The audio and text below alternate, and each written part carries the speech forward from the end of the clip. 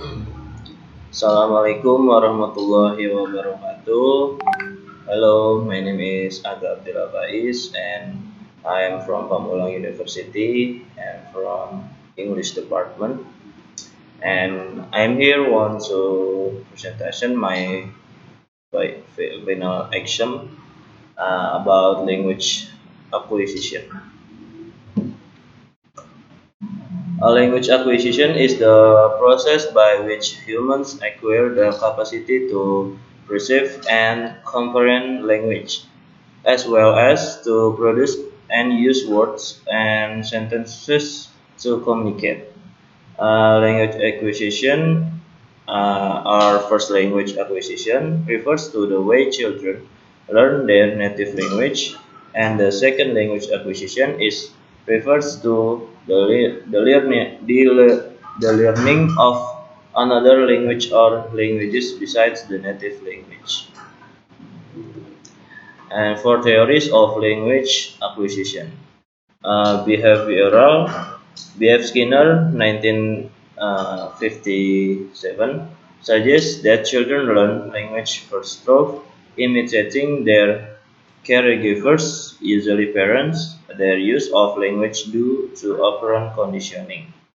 And the cognitive theory of language acquisition suggests that the primary drives behind our actions are our thoughts and internal processes.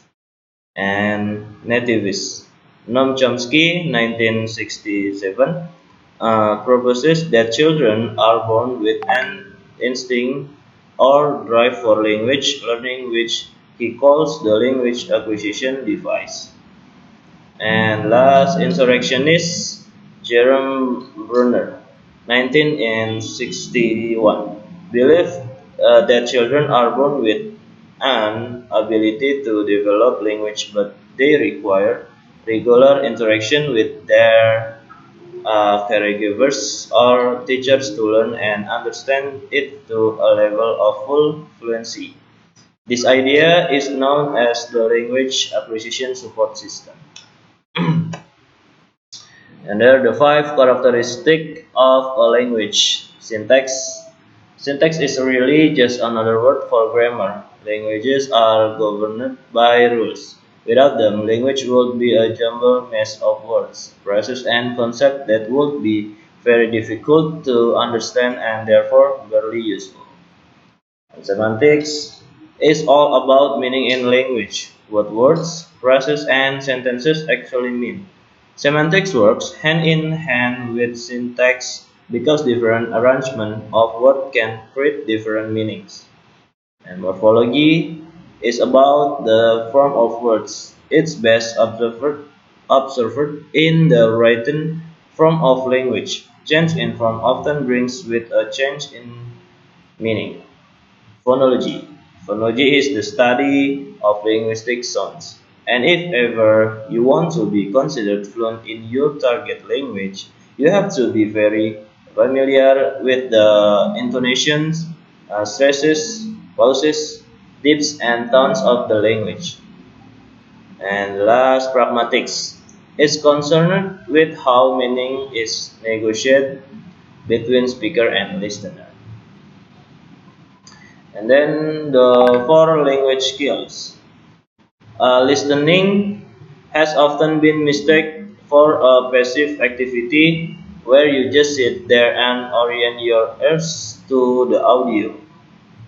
And speaking is a psycho phenomenon, so you need to actually practice getting your vocal ensemble, your tongue, mouth, teeth, and palate. Sorry, to move the way native speakers move theirs.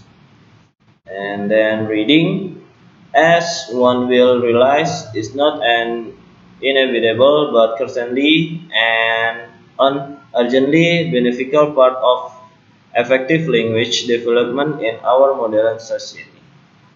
Writing in many respects can actually be easier than speaking the target language. With the written form, language learners actually have a visible record in front of them. And the last part, key terms.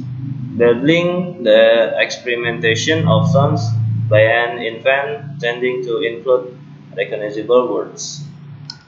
And inflection, the modification of words grammatically to form different tenses or number. Uh, Verb present tense, inflection verb past tense. Intonation, the rise and fall of voice when speaking enables differentiation between phrases. Question, exclamations, all use different intonation patterns.